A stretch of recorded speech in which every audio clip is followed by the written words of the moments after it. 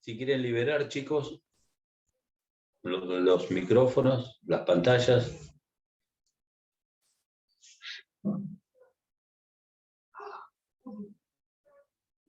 ¿Cómo les va? Bueno, pues vamos a esperar un poquito más, que vengan más. Tuvimos que recalcular como el GPS hoy, porque la idea era presencial, pero bueno, ante la dificultad esta de varios de ustedes, la hacemos virtual, no hay problema.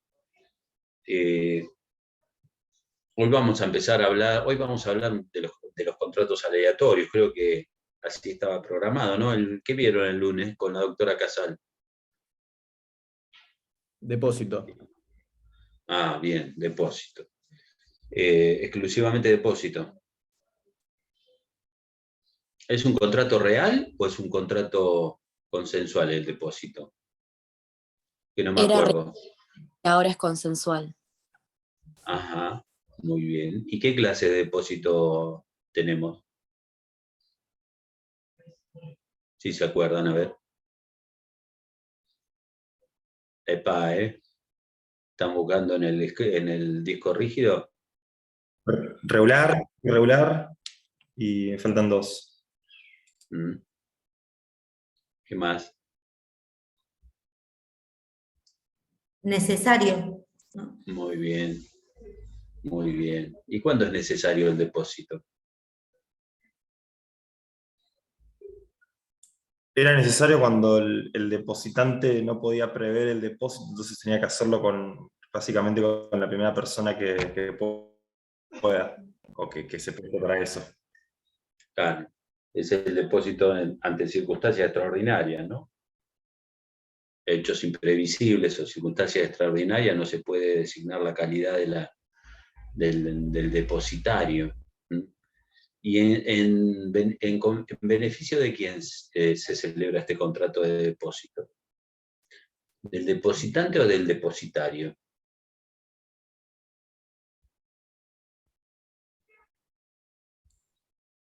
El necesario sería a favor del depositante. Si no entiendo. El depósito en general hasta siempre. también. Sí, ¿qué característica tiene el contrato de depósito? Pregunto. Si se acuerdan. ¿Qué particularidad tiene? ¿Cuál es el objeto principal de este contrato?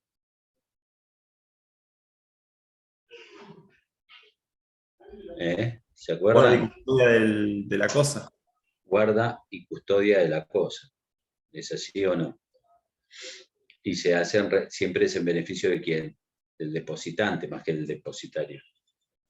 ¿Es gratuito o oneroso? Según el código, Sí, Catalina, a ver. que habíamos visto que según el artículo del código se presumía oneroso. Ahora prácticamente todos los contratos se presumen onerosos, porque con la unificación del Código Civil y Comercial, digamos, la excepción es la gratuidad en materia de contratos sobre todo de tipo comercial. ¿Ustedes celebraron alguna vez un contrato de depósito?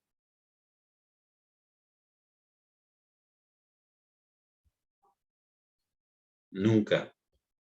Sí, habíamos ¿Seguro? visto con las casas cuando, por ejemplo, si viajamos y vamos a algún hotel, estamos celebrando un contrato de depósito necesario. Si tenemos cosas de valor y usamos la caja fuerte, por ejemplo. Sí, sí, las cajas de seguridad, bueno, pero hay otro contrato más, que es el de hospedaje, y hay una serie de vicisitudes.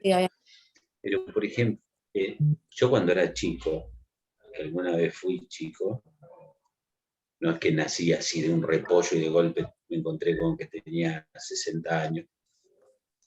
Íbamos a bailar y dejábamos la ropa en el guardarropa.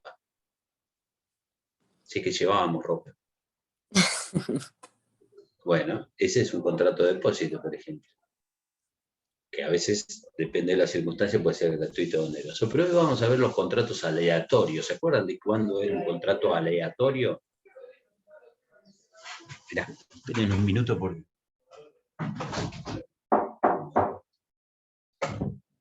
¿Se acuerdan cuando era un contrato gratuito, perdón, aleatorio? Cuando un contrato es aleatorio. Eso íbamos a ver hoy, ¿no es cierto? ¿O qué estaba previsto? Sí. Renta vitalicia y juego, apuesta y azar. ¿Sí? Yo tengo acá en el cronograma contrato de prevención del riesgo. ¿Y qué dice? Contar. Dice contrato oneroso de renta vitalicia, comparación con otras figuras, pluralidad de beneficiarios, objeto del contrato de renta vitalicia, acción del constituyente o sus herederos, extinción del contrato oneroso de renta vitalicia. Bien. ¿Le hicieron algo de este contrato, de estos contratos de riesgo, por así decirlo?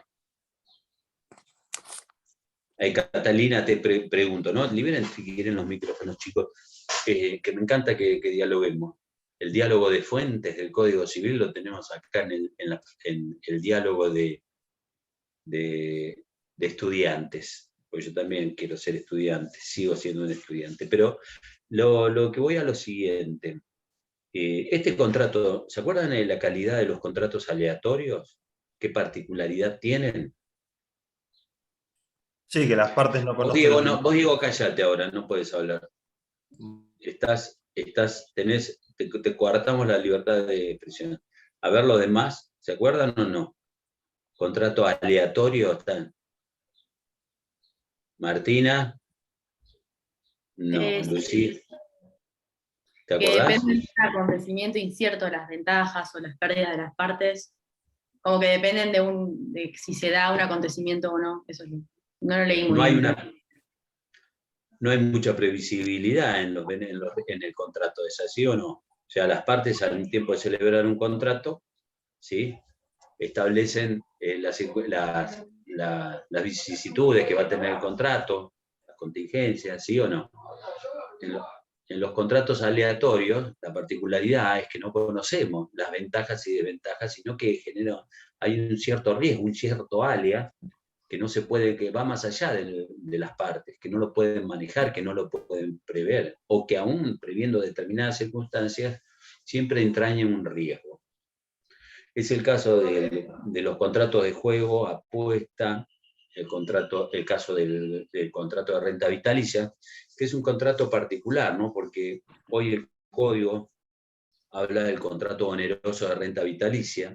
El viejo Código Civil y Comercial decía que el contrato de renta vitalicia podía ser oneroso o gratuito, circunstancia que el 1599 hoy lo define de la siguiente manera: contrato oneroso de renta vitalicia es aquel por el cual alguien, a cambio de un capital o de una prestación mensurable en dinero, se obliga a pagar una renta en forma periódica a otro, durante la vida de una o más personas humanas ya existentes designadas en el contrato.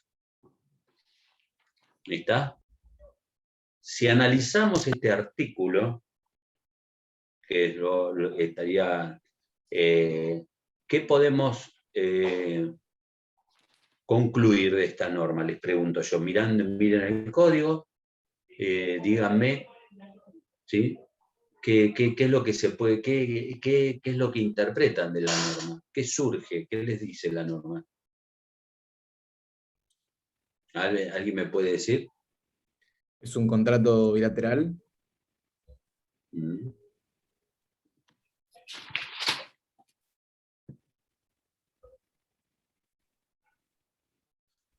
Fíjense ahí en el código, mírenlo.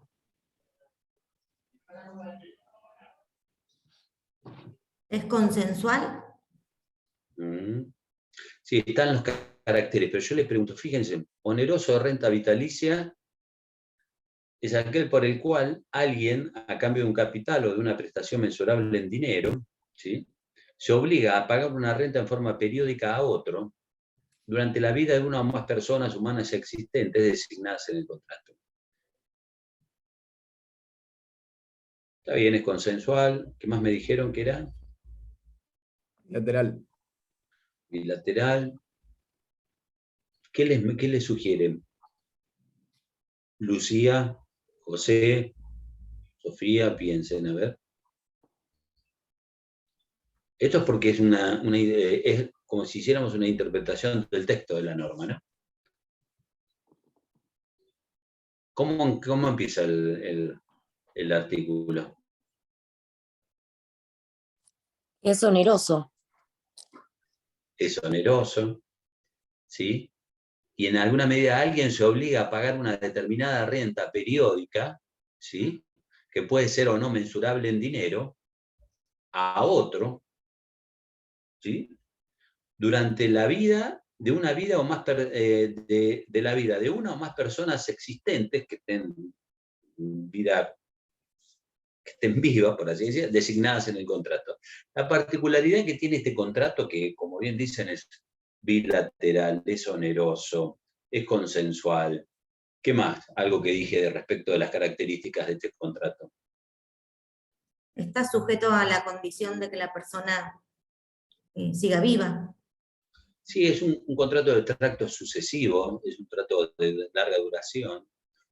El tiempo del contrato, la vida del contrato, la vida que nacen o el tiempo de las obligaciones que genera este vínculo de este tipo de contratos, depende de la vida contemplada de una o más personas, como dice el artículo este. Es decir, acá ustedes tienen que pensarlo a esta figura.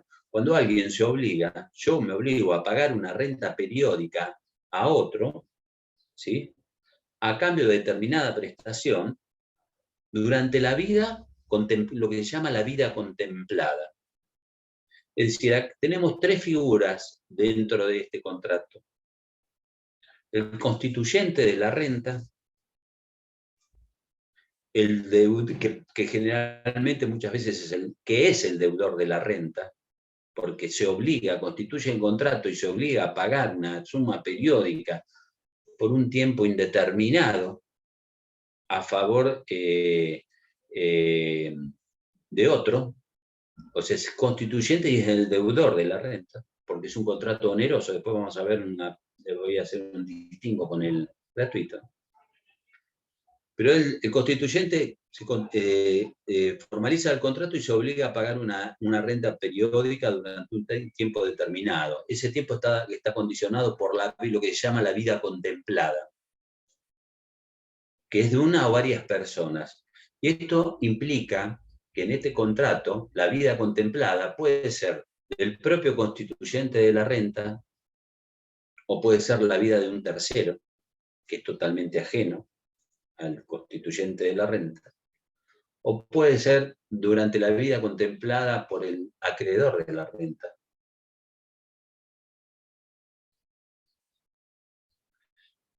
Y después tenemos lo que es el acreedor de la renta. Entonces, el deudor de la renta, que es el constituyente de este contrato, acreedor de la renta, el que va a obtener los beneficios, ¿sí? Y tenemos a lo que se llama la vida contemplada. Generalmente este contrato recae sobre una suma determinada del dinero. Esto nos precisa de cuál es el objeto de este contrato. ¿Sí? Tiene que una prestación mensurable en dinero. Es más, si el código, por ejemplo, establece que no, el 1602, para que tengan una idea del Código Civil, establece que la renta debe pagarse en dinero. Si se prevé esta prestación en otros bienes, ¿sí? Que no son dinero, debe pagarse por su equivalente en dinero al momento del pago. Si yo me comprometo a entregarte 100 kilos de carne por mes, por decir algo, ¿sí? Lo que se traduce en la especie determinada en el equivalente en dinero. El contrato debe establecer la periodicidad con que se pague la renta y el valor de cada una de las cuotas. Si no se establece el valor de la cuota, se considera que son de igual valor entre sí todas ellas. Y la renta se paga por periodo vencido, es decir, el 1 de junio estoy pagando la renta del mes anterior. ¿Estamos? Sin embargo, se debe la parte proporcional por el tiempo transcurrido desde el último vencimiento hasta el fallecimiento de la persona cuya vida se toma en consideración para la duración del contrato. Como yo les decía, este contrato depende de la duración de la vida de un tercero o de lo que se llama la vida contemplada. Lo que no tenemos certeza, obviamente, de cuánto puede vivir uno. Lo único cierto que sabemos es que un día nos vamos a morir, pero no sabemos cuándo. Es decir, esta es la particularidad que tiene este contrato. Y es más, otra de las características que tiene este contrato, que no surge del artículo 1599, pero sí del 1601 del Código Civil, es en cuanto a su forma. ¿Por qué? Porque este contrato debe ser hecho por escritura pública. No hay otra formalidad. En 1601 dice: el contrato oneroso de renta vitalicia debe ser hecho por escritura pública. El punto que se puede llegar acá a controvertir o que se puede llegar a plantear, o sea, de esto surge que además otra de las características del contrato, que es un contrato formal, es consensual y es formal. Que la escritura pública, que está individualizada y contemplada en el artículo 1601, si esta formalidad es absoluta o es relativa. ¿Qué significa esto? Que si hacemos un contrato oneroso de renta vitalicia y no observamos la forma impuesta de la ley, ¿se puede exigir o demandar la escritura pública? ¿Esta formalidad es absoluta o es relativa? Yo entiendo que el principio general, salvo excepciones, este contrato, la formalidad de la escritura pública, si constituimos en un contrato de renta vitalicia que no se observa la escritura pública, yo creo que el beneficiario de la renta, el acreedor de la renta, ¿sí?, en alguna medida puede demandar la escrituración de este contrato. Le digo que está bastante controvertido el tema, ¿no? Porque si no es absoluta se puede pedir la escrituración. Si lo fuera la nulidad, la formalidad absoluta, no nacería la vida del derecho si no se cumple con la escritura pública. Con lo cual surge que este contrato es un contrato formal también. En el viejo código, como les mencionaba, había dos tipos de renta vitalicia: la onerosa y la gratuita. La gratuita, cuando alguien se obligaba a pagar una renta de por vida en beneficio de otros sin recibir ningún tipo de contraprestación a cambio. Yo les pregunto, o uno dirá, bueno, vamos analizando la figura, ¿cómo sería el caso de una renta vitalicia? Constituir una renta vitalicia. Bueno, yo, por ejemplo, le digo a Lucía que le entrego mi casa o le entrego mi departamento de un ambiente a cambio de que ella me abone en forma periódica una renta de por vida. ¿Está claro? Ahí hay dos sacrificios, hay dos compromisos de uno y de otro, o durante el resto de mi vida o de la vida de mi tío, o de mi sobrino, o de quien sea. Y ella, a cambio, recibiendo como contraprestación el inmueble que le entrego, ella se compromete a pagarme periódicamente una suma determinada. Y yo de esa manera obtengo una renta. ¿Se entiende? Esas serían las veces de un contrato oneroso de renta vitalicia. Pero yo también me puedo comprometer, ¿sí? Por ejemplo, o puede ser a viceversa, ¿no? Yo me comprometo a pagar una suma periódica, yo, a cambio de que ella me entregue una propiedad y ella va a obtener una suma de por vida. Lo cierto es que puede ser que el constituyente de la renta se obligue a pagar periódicamente una suma de por vida sin obtener ningún tipo de contraprestación a cargo de la otra parte. En este caso estaríamos frente a un contrato de renta vitalicia. Alguien se obliga a pagar periódicamente una suma de dinero sin ningún tipo de contraprestación a cargo. Esta figura de la renta vitalicia gratuita quedó, digamos, no fue legislada en el nuevo código. Sin embargo, se aplica el artículo 1543 cuando hablamos de las donaciones. Creo que vieron donación la otra vez, ¿no?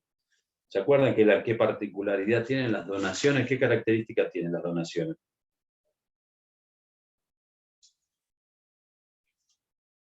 En primer lugar, les hago una pregunta. A ver, esperen. Antes de ir a 1543. Si me tiene que clasificar el acto en cuanto a su naturaleza, ¿sí? Me tienen que individualizar este acto, este negocio jurídico en cuanto a su naturaleza. ¿Cómo lo individualizarían? ¿De qué tipo de acto jurídico estamos hablando? Desde el punto de vista patrimonial.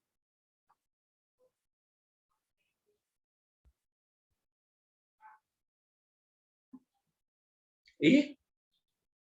Liberen los micrófonos. Desde el punto de vista patrimonial. Oneroso. ¿Eh? Para mí oneroso. No, estamos hablando que es un acto, sí, es oneroso, pero desde el punto de vista patrimonial de uno de los sujetos. Sofía. ¿Cómo son los actos jurídicos en cuanto a la calificación? Esto lo han visto en teoría general o en general. Nosotros, hay 3 tipos de actos que puede realizar una persona desde el punto de vista patrimonial. Si lo tenemos que calificar en cuanto a su patrimonio, en cuanto a lo que se llama la movilidad de su patrimonio. A ver si les ocurre. Hay actos de disposición, hay actos de conservación y hay actos de administración. Si nosotros queremos pensar este contrato, y muchas veces es lo que tenemos que plantear, ¿no? Pensar un poco a veces el contrato, decimos, bueno, este es un acto de disposición. Y cuando hablamos de un acto de disposición, esto implica qué característica tiene un acto de disposición. Por eso les preguntaba respecto al patrimonio. ¿Qué característica tiene el acto de disposición? ¿Alguien se anima a decirme?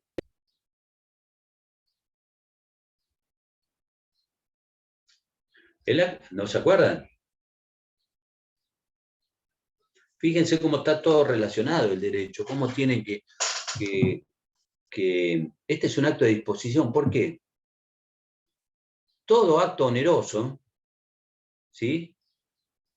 Donde alguien se compromete a realizar una determinada prestación que implica un desprendimiento patrimonial, este es un acto de disposición. ¿Por qué? Porque puede provocar el aumento o la disminución del patrimonio de una persona. Cuando alguien realiza un acto a título oneroso, pero que no importe un crecimiento, un aumento o disminución, decimos que ese acto oneroso, ¿sí?, patrimonial, puede ser de conservación o de mera administración. Hay actos que se realizan para mantener el patrimonio de una persona, simplemente, qué sé yo, o el pago de los servicios, o cuando tenemos que arreglar determinados bienes, conservarlos. Esos son actos de conservación. Un acto realizado a título gratuito, esencialmente a título gratuito, implica un acto de disposición. Y esto es por eso el código, por eso el sistema, es más riguroso en cuanto a la observancia de la forma en este tipo de actos de disposición. Porque cuando hay un acto de disposición material significativo, ¿sí?, te exige una formalidad, sobre todo cuando hablamos de negocios jurídicos, ¿sí?, cuando hablamos de bienes que son registrables, ¿sí?, o bienes que en este caso, por ejemplo, cuando alguien se compromete de por vida a pagar una renta durante la vida contemplada de otro, o del propio constituyente, implica un desprendimiento patrimonial sin ningún tipo de beneficio. Por eso en alguna medida se le exige la forma por escritura pública. ¿Se acuerdan que cuando vimos forma, yo les decía de que la formalidad hace que el negocio pueda o no ser más pesado en un contrato? Se llama pesado porque si hacemos un negocio tenemos que celebrarlo por escritura y encima ante escribano público, se hace todavía mucho más pesado. Para que tengan una idea, por ejemplo, cuando se hace un acto de escribano, disposición, se tienen que pedir, lo digo, se lo muestro acá porque tengo a la mano, ¿no? Se tienen que pedir certificados de dominio, inhibición, que implican un tiempo, nos llevan a la reflexión, sobre todo para aquel que va a disponer gratuitamente de sus bienes, ¿sí? Porque el sistema protege la prodigalidad. Pero bueno, como yo les dije, el 1603 establece quiénes pueden ser los beneficiarios, ¿no?, de este contrato.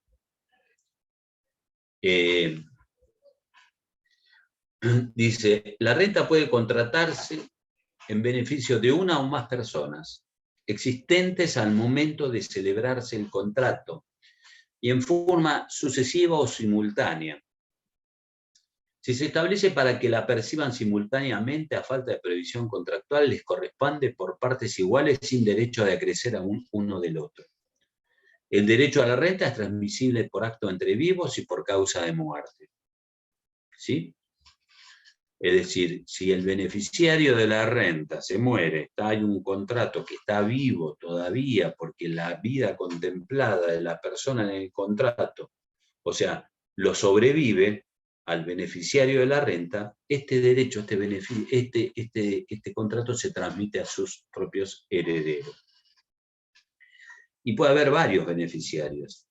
Es decir, durante la vida contemplada de una persona, el beneficiario, por ejemplo, la vida contemplada del deudor de la renta y el beneficiario Juan, Pedro y Luis, subsidiariamente. Si yo vivo, se muere Juan, sigue cobrando la renta Luis o sigue cobrando Pedro, si se muere Luis después. Es decir, cuando son varios los beneficiarios, pueden ser sucesivos, pero todo va a estar siempre determinado por quién, por la vida contemplada que se tiene en este contrato. Esto se da mucho en los contratos de seguro, por ejemplo. Este es un contrato que se da en los contratos de seguro de vida. ¿Tienen seguro de vida ustedes? ¿Tienen seguro de vida? No, porque cuando somos todos jóvenes pensamos que nunca llega a eso, que estamos lejos de todo, pero de golpe un día llega, el tiempo no nos pasa. Pero el seguro, ¿saben cuál es el seguro de vida? ¿O no? Cuando alguien paga periódicamente una suma de dinero, que la va capitalizando, y que para el caso de la muerte, en caso de muerte, ¿sí?, de quien paga el seguro de vida, ¿sí?, va a obtener un determinado beneficio un tercero que es designado en el mismo contrato. Es similar a lo que se llama el contrato a la estipulación, ¿se acuerdan? A estipulación a favor de un tercero, los contratos a favor de un tercero, ¿sí o no? En este caso, el caso típico también que lo podemos tener, por eso se habla de contratos de riesgo, Catalina, como es que decía el que lo llamaba contrato de riesgo, ¿no? De prevención del riesgo y de previsión, sí. Y de previsión. En alguna medida queremos previsionar, ¿sí? Todo se da mucho en el sistema previsional. Yo le digo la verdad, este contrato de renta vitalicia, una vez tuve un caso de un contrato de renta vitalicia, que era un padre, un inmigrante italiano, que había venido después de la guerra, que tenía 5 hijos, que se había dedicado a la venta de verduras, y se había formado un patrimonio inmenso. Eran muy austeros, muy trabajadores, como eran los inmigrantes, o como son los inmigrantes italianos, que sí todavía hay.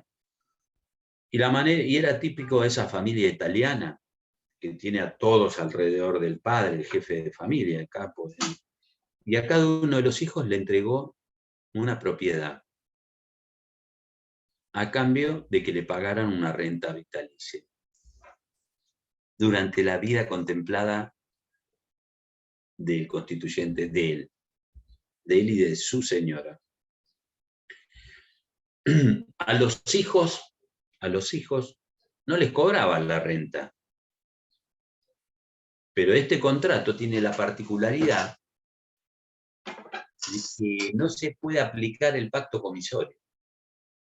Es decir, en este contrato se puede exigir el cumplimiento, pero no la resolución.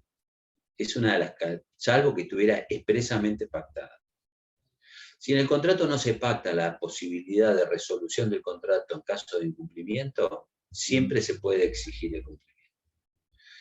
El padre de esta familia no les cobraba a los hijos, pero si los hijos se portaban mal, o no iban los domingos a comer los tallarines, esto es así, te lo digo así. Entonces llegaba un momento que les empezaba a decir, bueno, me estás debiendo la renta de este contrato. Y me tenés que pagar todo lo que... Y entonces los tenía todos bajo su resguardo. A punto tal que todos los hermanos estaban todos peleados. Pero los domingos se juntaban porque el padre es lo que quería, era como la condición que había. Por eso dice, este contrato es a favor de un tercero, dice el artículo 1600, dice, si el contrato es a favor de un tercero, o sea, yo me comprometo a entregar una suma determinada a cambio de recibir un coche, y el beneficiario de esa suma no va a ser quien me entrega el coche, sino va a ser mi hijo, por así decirlo, o cualquier otro tercero, como es en el caso del contrato de seguro. Dice, si el contrato es a favor de un tercero, respecto de este tercero se rigen subsidios por las reglas de la donación, porque ese tercero beneficiado del contrato, es así, no recibe ningún tipo de contraprestación, sino que va a recibir los beneficios del contrato, excepto que la prestación se haya convenido en razón de otro negocio oneroso. El tercero beneficiario se constituye en acreedor de la renta desde que su aceptación y tiene acción directa contra el deudor para obtener su pago, y se aplican en subsidio las reglas del 1028, es decir, de la estipulación a favor de un tercero. Fíjense y piénsenlo que en este contrato, por eso les dije, puede estar el constituyente de la renta, ¿sí?, o deudor de la renta, puede ser el acreedor de la renta, que puede ser un tercero, o puede ser el propio beneficiario de lo que se recibe a cambio. Por eso este contrato tiene una movilidad muy particular. Si la relación entre el constituyente y el beneficiario se rigen en cuanto a su validez por el efecto de los actos a título gratuito. Por lo tanto, para constituir o aceptar este tipo de donaciones, se requiere esa capacidad para poder hacer actos a título gratuito. ¿Hasta acá está claro? Acá lo que tenemos que pensar cómo son las partes del contrato. Lo que tenemos que tener bien claro y presente, ¿sí?, entre quienes se constituye el contrato y quién es el beneficiario del contrato, que muchas veces puede ser el propio constituyente o el acreedor de la renta. Hay una movilidad y una dinámica bastante particular.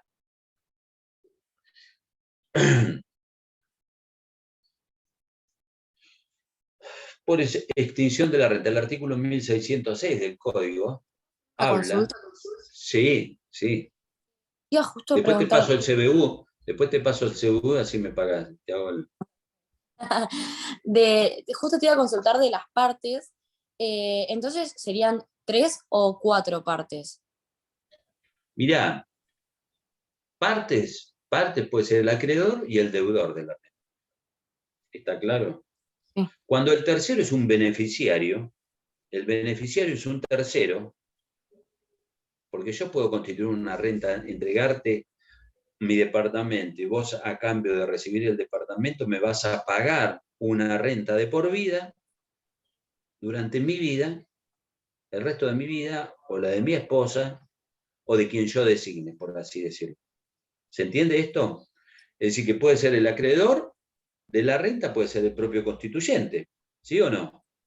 Y yo te entrego el departamento, y vos sos el deudor de la renta. ¿Hasta ahí vamos? Sí.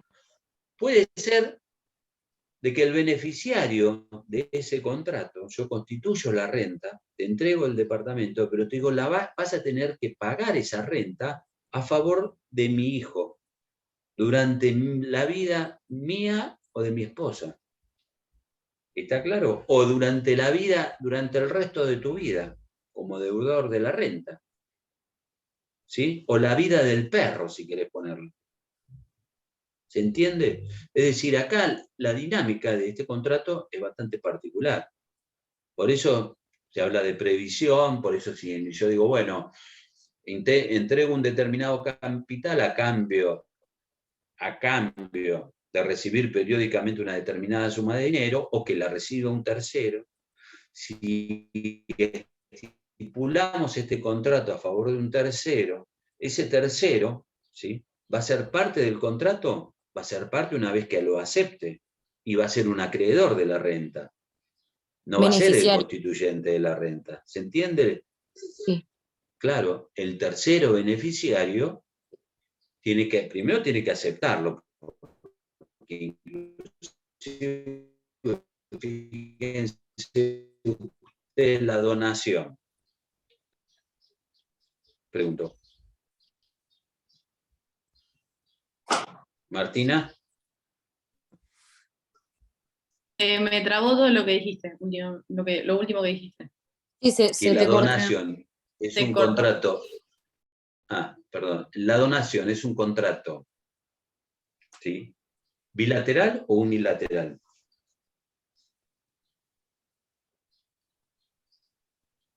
¿Me escucharon? Es unilateral. Bilateral. Sí. A ver, vamos a ver la doctrina, las dos posiciones de la doctrina. La doctrina francesa, la alemana. ¿Por qué decís, Diego, que es bilateral? Es bilateral porque hace falta la aceptación y el consentimiento a la persona a la que se va a donar, porque si no, no es válido. ¿Y vos qué opinás, Catalina? Para mí es solo una de las partes hace, digamos, el sacrificio de ceder o transmitir el bien en cuestión. El contrato es las obligaciones es unilateral. El contrato es unilateral. Lo que pasa es que para que todo contrato, para que nazca la vida del derecho, tiene que surgir del consentimiento, porque es el acuerdo común de dos partes, oferta y aceptación. Es decir, no hay contrato si no hay dos partes, ¿sí?, trades y accipient, ¿sí?, oferente y aceptante, que generen esa tercera voluntad, que es el consentimiento contractual. Pero las obligaciones, uno solo se sacrifica, el que entrega la cosa, la otra la recibe. No hay contrato, digamos, no hay contratos si no hay dos partes que se obliguen recíprocamente. No puede haber nunca un contrato. Pueden haber que alguien se obligue gratuitamente sin obtener ningún tipo de contraprestación, perfecto, pero para que en alguna medida quede obligado, tiene que haber alguien que lo acepte. Si ustedes vieron que la donación, por eso inclusive hoy el código eliminó las donaciones futuras o la aceptación de donaciones para después de la muerte. La aceptación, contrato se tiene que perfeccionar en vida. Y estábamos con el tercero beneficiario. El tercero beneficiario siempre, digamos, no es parte del contrato, inicialmente, no es parte del contrato, pero tiene que aceptarlo para que surjan las obligaciones y pueda exigir el cumplimiento. ¿Está claro? Si estipulamos a favor de un tercero y este no viene a aceptarlo, nunca va a surgir la obligación del deudor de la renta, porque no va a tener un acreedor. ¿Está? Profe, yo había leído Sí. también a la pregunta de las partes el tema de la cabeza de rentas. Esto sería de si a otra persona como la duración de la vida contemplada que habías hablado al principio. Es sinónimo. Cabeza de renta o vida contemplada. Listo. ¿Sí? Que es la cabeza de renta precisamente ese. ¿Y esto por qué es un contrato de riesgo? Porque en alguna medida nunca sabemos, es muy aleatorio. Las partes no pueden prever todas las circunstancias de este contrato.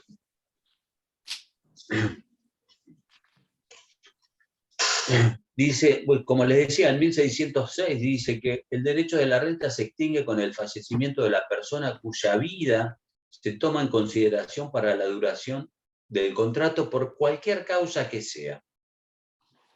Ese es el tiempo del contrato. No tiene 36 meses como un contrato de locación, no tiene 5 años como un contrato de agencia, ¿sí? No tiene como un contrato de compraventa en mensualidades, en determinada cantidad. O sea, la vida de este contrato depende pura y exclusivamente de la vida contemplada de la cabeza de renta. Si son varias las personas por el fallecimiento de la última, hasta que ello ocurre, la renta se devenga en su totalidad. Es nula la cláusula que autoriza sustituir una persona por otra, ¿sí? O incorporar a otra. Esto se refiere a lo que se llama el cabeza de renta, como decía Catalina, o vida contemplada. La prueba de que falleció el cabeza de renta, ¿sí? Depende del deudor de la renta, porque ahí es donde se extingue su obligación, el compromiso. Puede ser que yo te reciba la propiedad y asuma el riesgo de pagar una renta periódica y que se muera antes el beneficiario, el de la vida contemplada o después. Y puede ser que me salga mucho más caro. Hay un área muy importante. Y una de las particularidades que tiene también el código establece que si se constituye un contrato de renta vitalicia y dentro del término de los 30 días de haberse constituido el contrato fallece el de la vida contemplada, ese contrato queda sin efecto. Así lo establece, por ejemplo, así lo establece el 1608.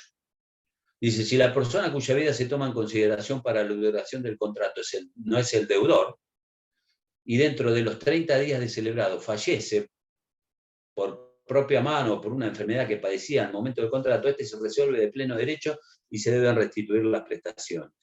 No es válido. Obviamente. El deudor de la renta no otorga también se pueden exigir garantías, ¿sí? De que el deudor va a pagar o la renta que sea obligado. Y puede demandar, en ese caso sí se puede llegar a demandar la resolución del contrato y restituirse todo lo que se hubiera dado.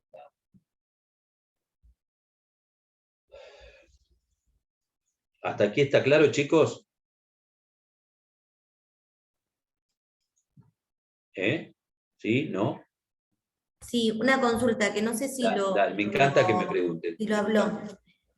Por ahí lo dijo y se me pasó. No. Y si yo soy por ejemplo, está a favor, ¿cómo es que se dice? Si ¿El beneficiario, sos la tercera beneficiaria? No, si yo soy el que está en la condición de que te voy a pagar tanto hasta que me muera. Por ejemplo, sí. Y me muero. Sí. ¿Se extiende a mis herederos? ¿Tienen que seguir ellos o no? Si vos perdóname, si vos vas a pagar el contrato se extingue por la muerte del deudor. Bien. ¿Está? Bárbaro. Si se transmite el acreedor, si se muere, se transmite a los herederos durante la vida contemplada. Otro de los contratos que son de riesgo y que son aleatorios, ¿sí? Es el de juego apuesta o azar. ¿Alguna vez le gusta la timba? ¿No? Bueno, la ludopatía es brava, ¿eh? ¿Saben lo que es la ludopatía, no? Es una adicción al juego. Es tremendo. Como todas las adicciones, es tremenda. La gente, yo miren, de chico trabajaba en el casino. He trabajado en los fines de semana, trabajaba en el hipódromo. Vendía, estaba el hipódromo ahí en la calle Salta. ¿Son de Mar del Plata todos? Más o menos, ¿conocen algo de la ciudad? En Brown y Salta estaba lo que se llamaba la hípica, en una esquina donde se jugaban a los burros, o sea, que jugaban las carreras de La Plata, de Buenos Aires, de San Isidro, y había un hipódromo también acá en Mar del Plata. Entonces yo, mientras era estudiante, iba los sábados y domingos a vender tickets y me ganaba unos pesos y con eso salía de noche. Y vendía, y era toda una ventanilla toda de hierro, con finita, vos apenas casi ni veías la persona, pero tenía una pequeña puertita con una tabla de hierro que hacías así y te cerraba la ventana, le decía se cierra la venta y se cerraba. Y la gente era tan desesperada que y yo vendía el caballo 6, los tickets del caballo 6, otro vendía el 5, entonces venían y te venían a comprar, yo quiero comprar. Y de golpe se cierra y vos tenías un palito y levantás y cerrabas así. Y de golpe la gente le pegaba piñas porque quería comprar, se desesperaba. Y ahí veía cómo era la locura del juego. Un día me mandan al hipódromo de acá en Mar del Plata, en aquella época, que había un hipódromo en Mar del Plata, no sé si saben. ¿Alguno de ustedes les gusta el juego? ¿Sí? Y resulta que se hacían las carreras a caballo. Y del otro lado, o sea, estaba la tribuna, estaba la pista de caballo, y del otro lado estaba donde se ponía el cartel con el orden de llegada de cada carrera. ¿Bien? Se hace un photo finish, porque a veces llegan los caballos muy apareados, entonces pues te llamaban por teléfono, un teléfono negro, esos antiguos que ustedes seguramente no conocen, y te decían desde la central que sacaban ese photo finish. Imagínense año 80 esto de lo que les estoy diciendo. Y decían, bueno, primero el 5, segundo el 8, tercero el 9, cuarto el 10, qué sé yo. Entonces yo anotaba en un papelito cualquiera, me daban la orden de que habían llegado y yo después tenía que poner los carteles y subir todo eso, y ahí los apostadores veían el orden de llegada. Era como que se oficializaba el orden de llegada, más allá de que lo decían por los parlantes, pero vos ponías. Entonces yo estaba un poco como quien dice, no puedo decir este término porque se está grabando, pero estaba un poco jorobando y los puse todo, pero no, en vez de ponerlo del primero al último, lo puse del último al primero. Entonces cuando publico la cartelería, estaban todos los números puestos al revés. Se armó un despelote tan grande que me tuvieron que buscar y me tuvieron que sacar porque me querían matar los apostadores. Era tal la locura que había, les puedo asegurar que era increíble. El tema y después también trabajé en el kiosco de cigarrillos del casino. O sea, no es que me dediqué a la timba, pero laburaba en verano para subsistir en el invierno.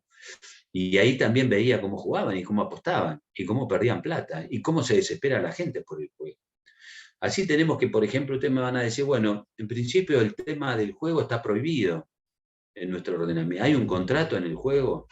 ¿Existe un contrato? Bueno, nosotros tenemos, por un lado, tenemos que distinguir lo que es el juego, la apuesta y el azar. Porque el juego, ¿sí?, sobre todo, es cuando alguien participa a través de su destreza personal, ¿sí?, en una determinada actividad física o mental que implica en alguna medida un enfrentamiento o implica un riesgo. ¿Sí? Por ejemplo, ¿podemos jugar al ajedrez? ¿Sí o no? Entre dos partes que juegan al ajedrez, eso es un juego. ¿Sí? Podemos jugar una pelea o jugar no sé, les hablo al fútbol, un partido de cabezas al fútbol, ¿sí? Una restada, un juego de ¿cómo se llama? De cuando se tira de la soga, deshinchadas. ¿Sí o no? Eso es un juego. La apuesta es otra cosa. La apuesta es cuando alguien apuesta sobre la actividad o el resultado de otro. ¿Sí? Dos personas juegan a la pelota paleta y los terceros apuestan sobre el resultado de eso. Eso es la apuesta.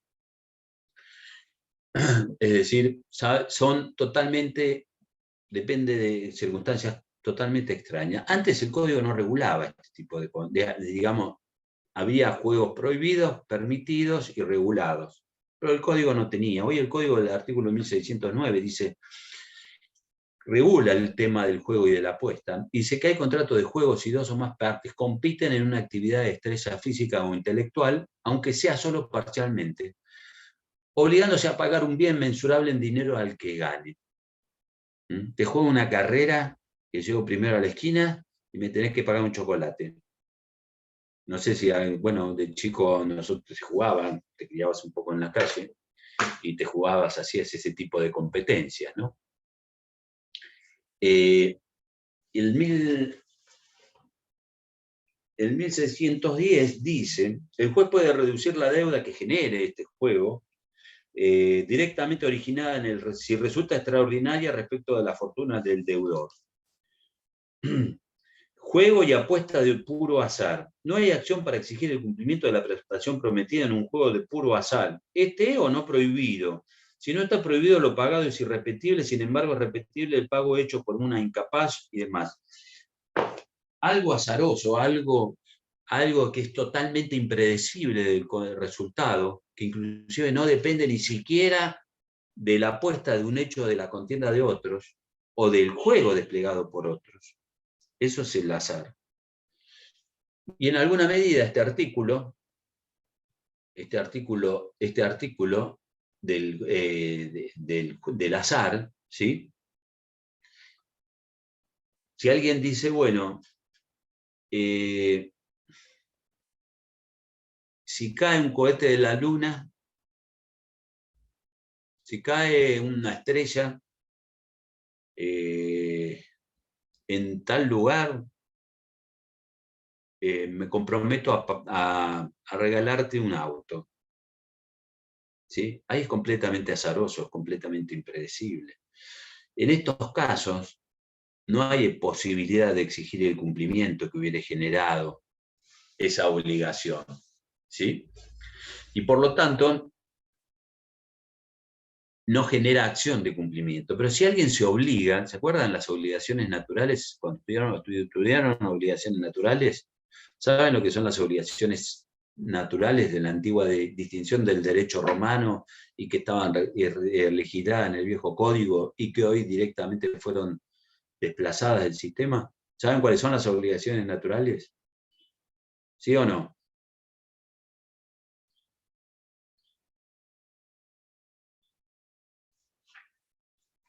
¿Cuáles son las obligaciones naturales, las viejas, antiguas obligaciones naturales? Las que no se pueden exigir, creo. Que no exigen su cumplimiento, pero que una vez cumplidas no se puedan resolver.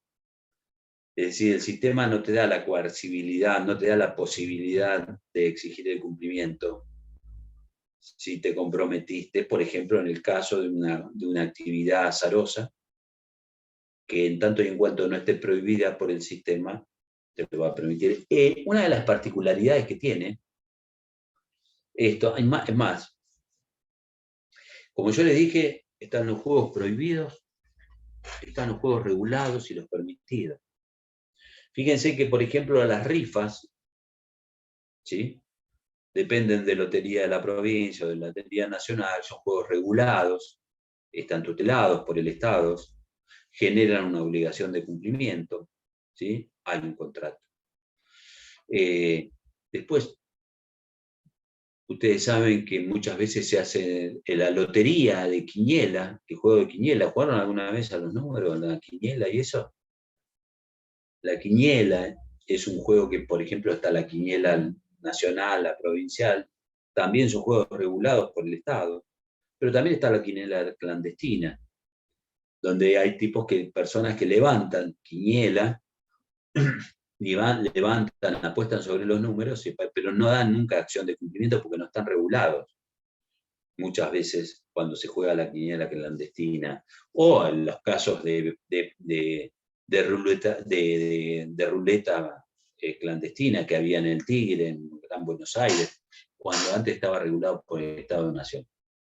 Las apuestas y sorteos ofrecidos al público confieren acción para su cumplimiento, dice el 1612, y el que ofrece es responsable frente al apostador o los participantes. Y la publicidad debe ser individualizar quién es el oferente, y si no lo hace, quien la efectúa es responsable. Y en el caso del juego y apuestas regulados, establece el 1613, que los juegos, apuestas y sorteos reglamentados por el Estado, provincial o municipio, están excluidos de este capítulo y se rigen por las normas que la autorizan. ¿Sí? Porque están establecidos por ley. Porque hubo una descentralización del juego. Antes estaba la Lotería Nacional de Beneficencia y Casinos, que regulaba la actividad de los casinos de las loterías a nivel nacional. Y hoy se han provincializado. Ya no existe más la Lotería Nacional. Y entonces cada uno va, en función de la legislación que le es propia, va a estar regulado y no le comprenden las disposiciones de este código. Que no son muchas, lo único que dice es que, bueno, puede haber juego, puede haber apuesta, puede haber un contrato, en tanto y en cuanto no esté prohibido la actividad sobre la cual se desarrolla, se puede exigir el cumplimiento. ¿Está? Si hubiera una actividad prohibida, no podrá hacerlo. En esta clase de contratos, lo que predomina precisamente es el riesgo del negocio. No sabemos en la renta vitalicia cuánto es el tiempo de vigencia o de duración de la obligación que ella genera en la renta vitalicia onerosa. Y tampoco sabemos el resultado en un juego o en una apuesta, y mucho menos en el azar. ¿Alguna duda, chicos? ¿Preguntas?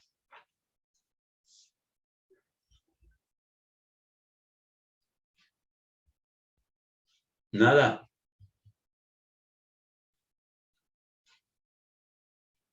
¿Les quedó claro el contrato la figura esta? ¿Sí? Recuerden que cuando estudian los contratos traten de pensarlos.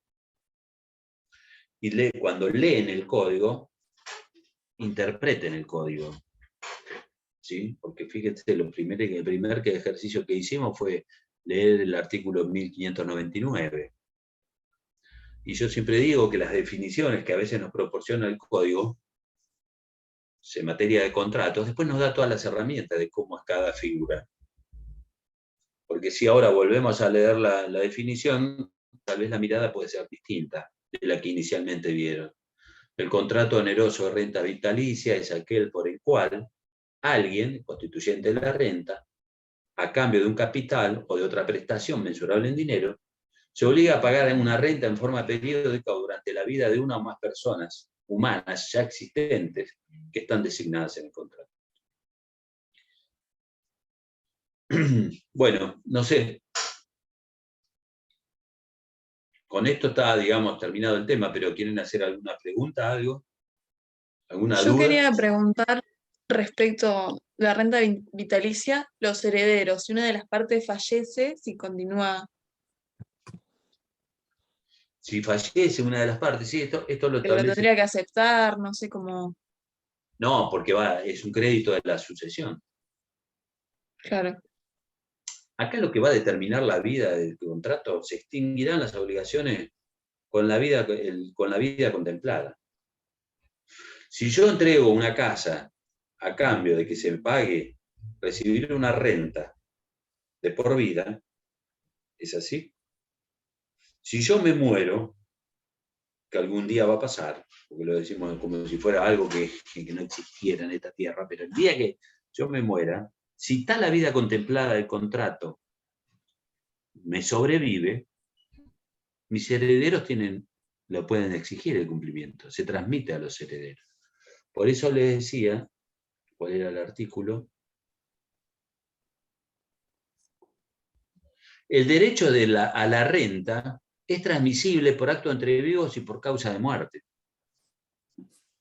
Ustedes saben que las obligaciones se transmiten por acto entre vivos o por muerte.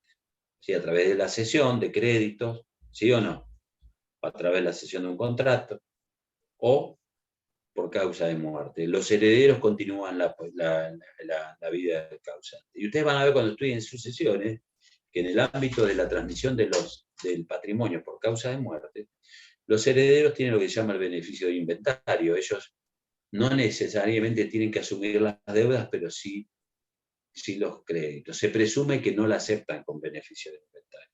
Que la aceptan, perdón, con beneficio de inventario.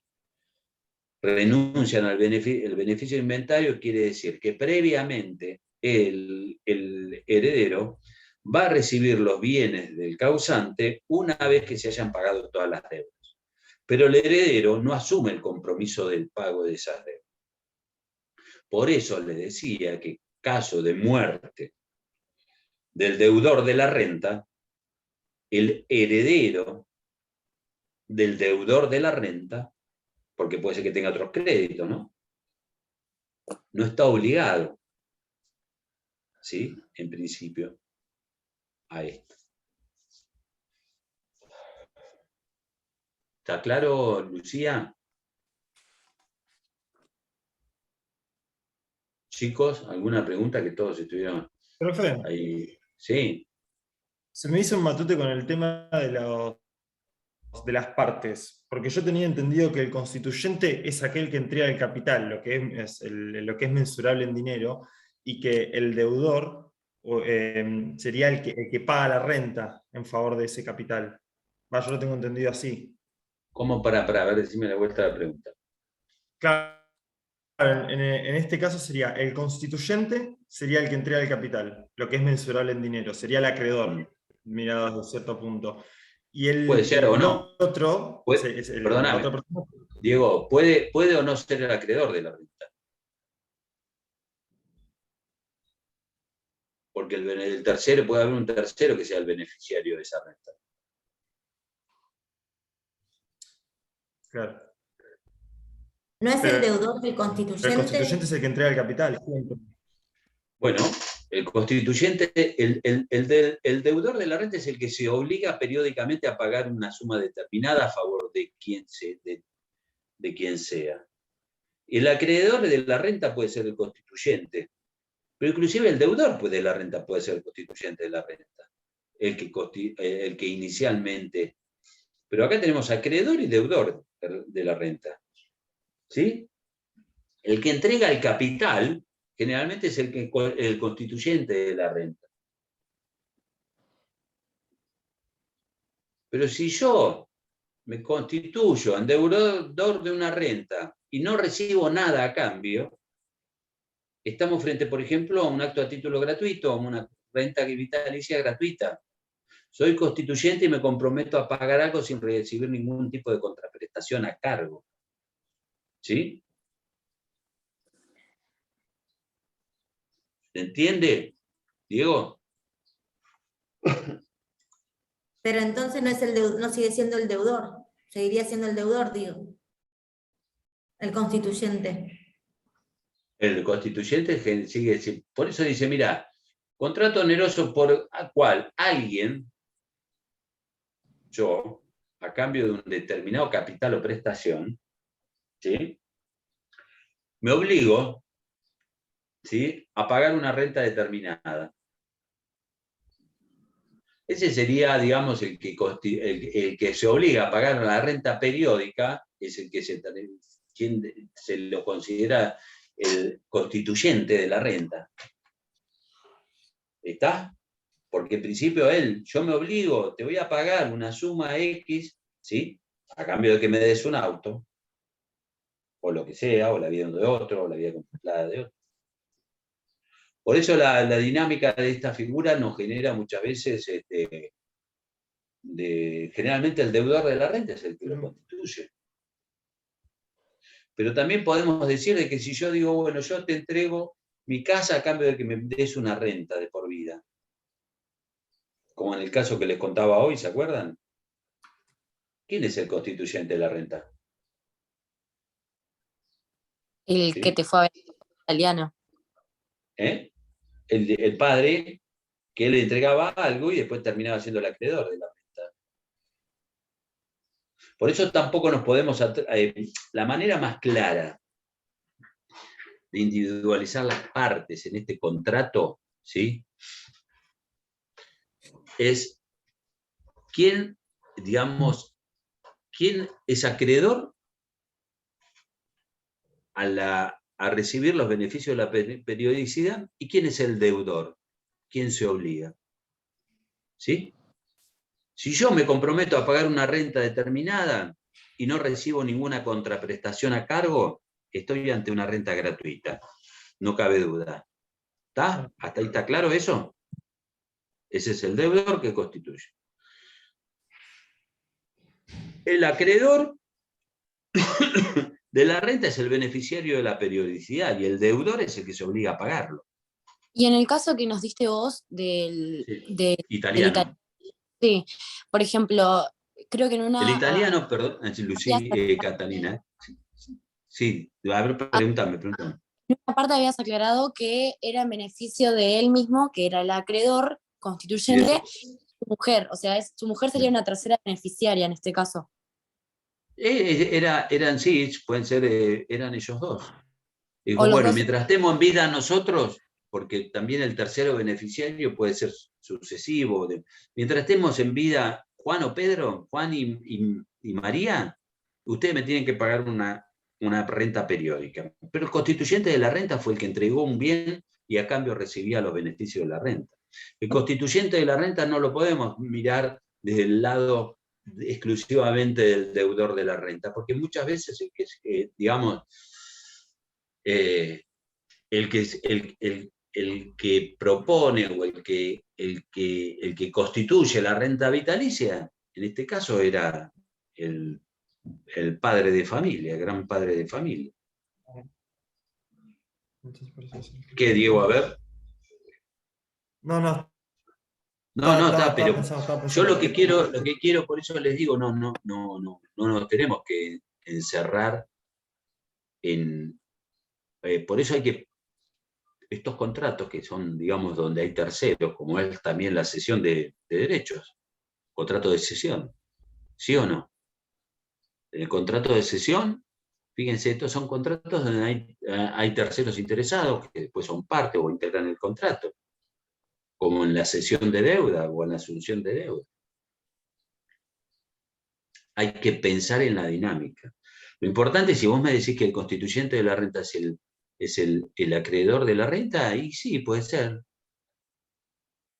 Porque en el caso de italiano era el acreedor de la renta, él era el que exigía, que los tenía todos atados y decía, bueno, si te portás mal, bueno, me vas a tener que pagar todas las rentas que no me cumpliste durante tanto tiempo, etcétera, etcétera. Entonces no es el que entrega el capital, el constituyente es el que organiza el contrato, el que define el contrato, el que lo en principio, si vos, Maile, si te vas a la definición, es el que se obliga a pagar la renta periódica. Si vos me decís, en el caso que yo les planteaba, que eran los hijos que serían los constituyentes de la renta. Sin embargo, no lo eran. Pero en ese caso el constituyente es el padre. Claro. Porque es el que determinó cómo va a ser. Sí. Por eso les digo, tampoco es, por eso les digo que pensemos entre acreedor y deudor de la renta. Sí. Inclusive, ¿por qué se habla de constituyente de la renta? Porque muchas veces cuando el contrato es en beneficio de un tercero, el acreedor de la renta,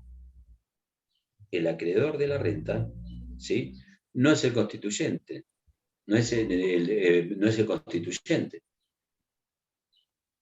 ¿Se entiende? El acreedor de la renta, o sea, cuando hablamos de acreedor de la renta, en este caso, por ejemplo, en el caso del padre, el caso de que el beneficiario de lo que uno se obliga a pagar, digamos, el que originó este contrato, yo te doy mi casa a cambio de que le pagues a un tercero periódicamente una suma determinada. En este caso, el deudor de la renta es el constituyente de la renta, el que se obliga periódicamente a pagar.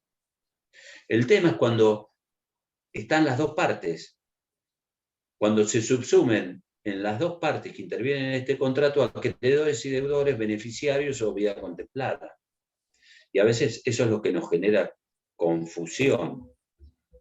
Y por eso yo les digo que pensemos entre acreedor de la renta y deudor de la renta.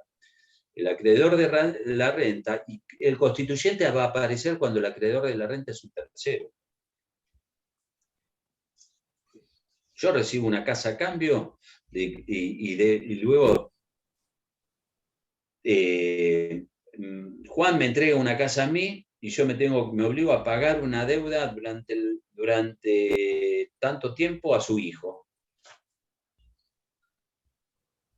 ¿Sí? Por eso es un tema que muchas veces nos genera la confusión. Porque a veces el que integra el contrato inicialmente no es el propio. Por eso los contratos estos de estipulación a favor de un tercero. O contratos, ¿sí? ¿Se acuerdan? Del 1028. Entonces, no siempre el constituyente es el que transmite, digamos, el capital. No siempre. Generalmente es el deudor de la renta. Bien. Para que no haya confusión, generalmente es el deudor de la renta. Porque ese artículo 1590 dice cuando alguien se obliga a pagar una suma periódicamente.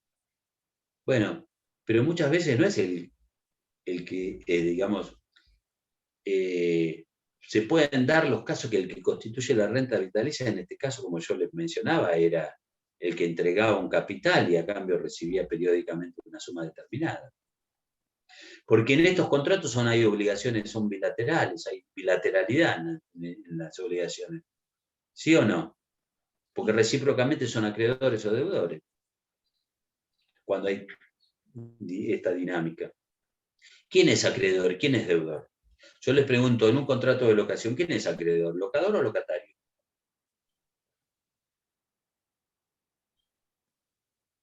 ¿Quién es el acreedor? El locador. ¿El Locador. No, no estoy de acuerdo. No. ¿Por qué no? ¿Por qué no? Porque el locador tiene la obligación de mantenerme el uso y goce pacífico de la cosa. Y si hay gente que me está turbando en la locación, o se rompe un caño estructural del departamento, yo, locatario, soy acreedor de que él cumpla con sus propias obligaciones. En los contratos bilaterales, donde hay prestaciones recíprocas, normalmente el que paga una suma de dinero no quiere decir que sea siempre el deudor, y menos en los contratos de duración. Acreedor y deudor dependerá de las prestaciones incumplidas quién va a ser acreedor o deudor. Por eso tenemos siempre esa idea de que el que paga es el deudor. Y no es así. Esa es la manera de... ¿Está? Porque si me dicen, fíjense en la locación, ejemplo típico. ¿Está claro, chicos? Sí. Sobre todo para que no se queme, no sé qué. Si hablamos de la renta, bueno, constituyente de la renta generalmente es el deudor de la renta, sí, el que debe pagar periódicamente porque recibe algo a contraprestación y demás. Pero muchas veces también puede darse el caso que el que constituye la renta y que es a favor de otro podría ser el padre de familia que constituye una renta en beneficio de su esposa. Y los otros son deudores de la renta. Quedaron obligados por el contrato, sí, bueno, están obligados. Por eso, bueno, constituyente de renta, digamos, pensémoslo en el esquema, generalmente, bueno, está bien, el que se obliga a pagar periódicamente una suma de dinero. Pero desde la formación del contrato no. Puede o no ser. ¿Está, chicos? Es un contrato que tiene pocos artículos, pero que tiene una dinámica bastante particular, ¿no? ¿Dudas? Profe, yo tengo una duda, pero respecto de la próxima semana, porque, por ejemplo, hoy, según el cronograma, lo de prevención de riesgo y de previsión, y también lo de contratos de recreación, que íbamos a ver el 24, que no tenemos clases, ¿verdad? ¿Cuál es la recreación que tiene? Acá decía juegos de apuesta, aleatorios, todo lo que vimos hoy a lo último. Sí. Así que ya eso lo cubrimos, Está digamos. todo en la misma clase, sí. Bien.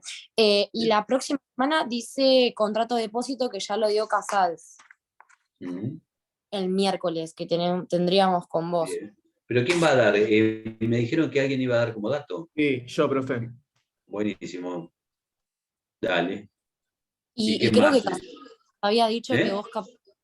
que Casals nos había dicho que capaz lo de tarjetas de crédito puede ser, ¿lo dabas vos? Sí. Sí, lo da yo, lo voy a dar yo, pero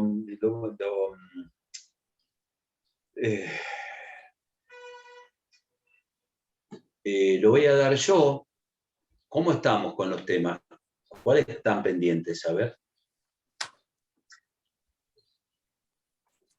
El viernes que fue feriado era mutuo, que no sé cómo vamos a hacer, porque este viernes no tenemos clases, ¿no? Y el lunes tampoco. Bueno, y el otro viernes, ¿qué tienen? ¿Qué dicen? Esto de recreación que ya lo vimos. No, olvídate, eso, entonces verán mutuo. La próxima clase con Otamendi verán mutuo. Creo que no hay Es- próximo. Porque tendríamos este viernes que es feriado, que en el cronograma se... No, Sí, nos mataron los feriados estos, chicos. La realidad es esa. Nos mataron estos feriados que no. Yo tengo como última clase 24 de junio, ¿puede ser? ¿O Y tengo mal puede el ser, cronograma? pero eh, nos tenemos que readecuar a esto. No. Si hay 2 días que no hay clase, nos cayó esto que realmente yo no sabía que iba a haber 2 días sin hablar. Que hubiera uno, bueno, está bien, pero los dos.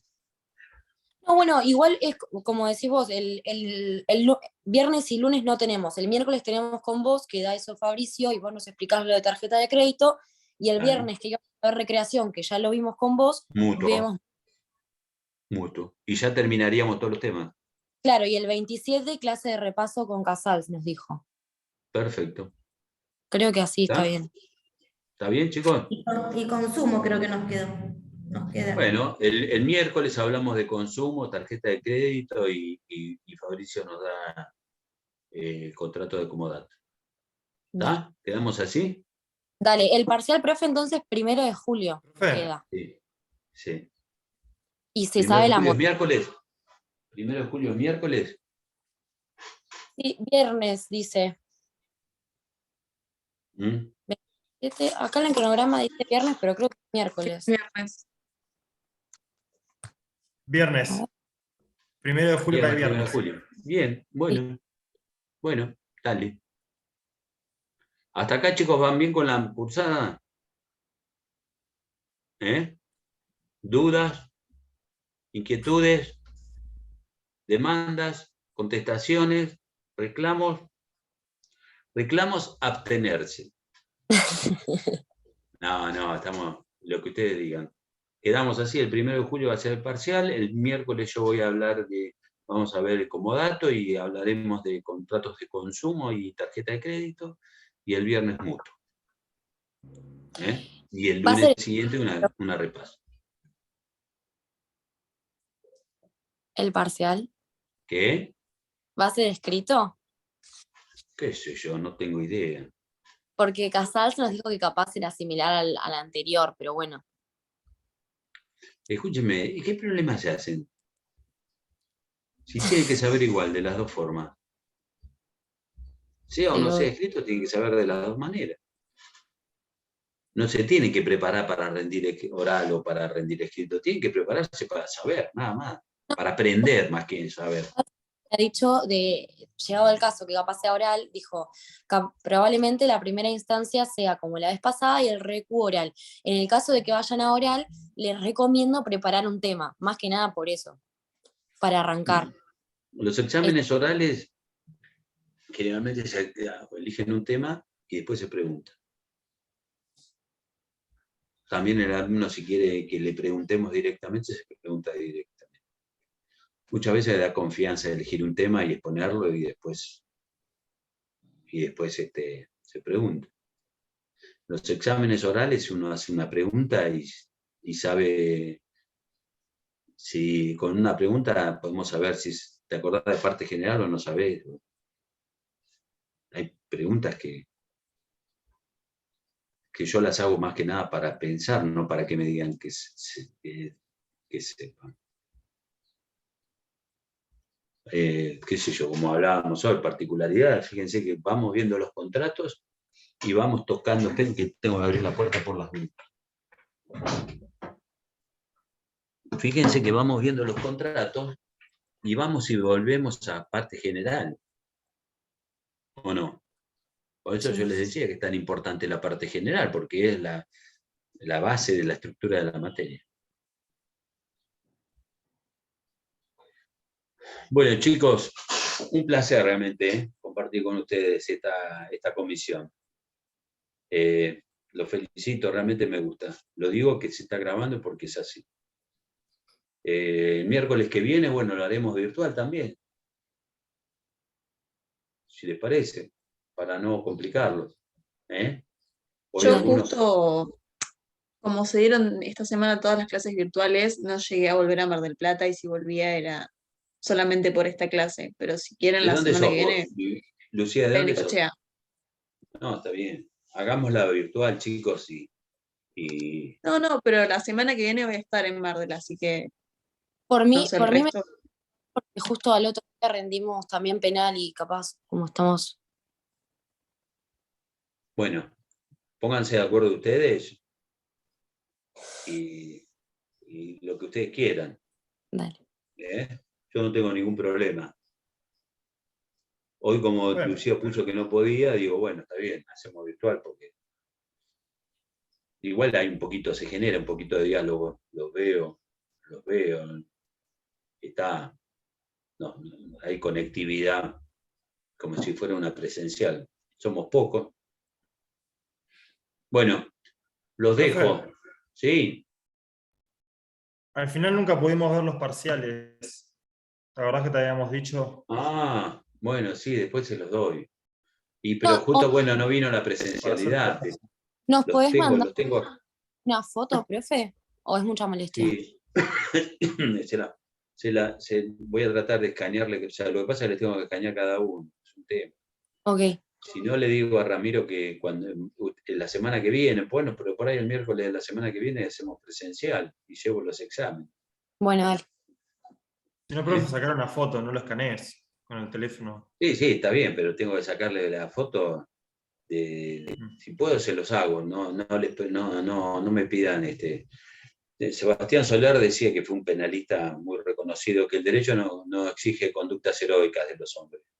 Y para mí el hecho de que le saque foto a todos los es una conducta heroica que está por encima del derecho. Bueno, los dejo, chicos. Nos vemos, profe, gracias. Chao. Buena fin de semana. Para todos. Chao. Gracias. Chao.